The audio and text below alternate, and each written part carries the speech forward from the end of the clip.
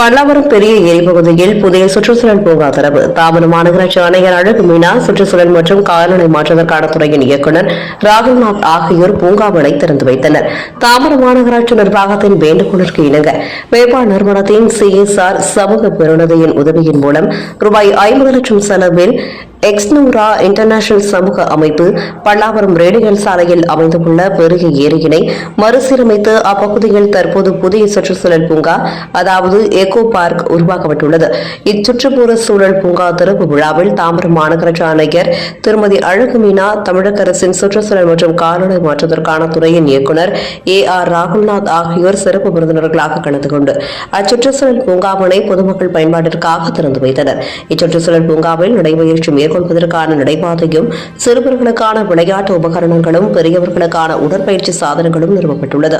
இந்நிகழ்ச்சியில் பேபால் அமைப்பின் இயக்குநர் திருமதி Sheela Pascal, Anthony Xavier, Exnora International Foundation அமைப்பின் தலைவர் செந்தூர் பாரி, பொருளாளர் சுப்பிரமணியன், எக்ஸ்னோரா மக்கள் தொடர்பு அலுவலர் டாக்டர் ஆவின் கே கோபிநாத், எக்ஸ்னோரா அமைப்பின் அறங்காவலர்கள்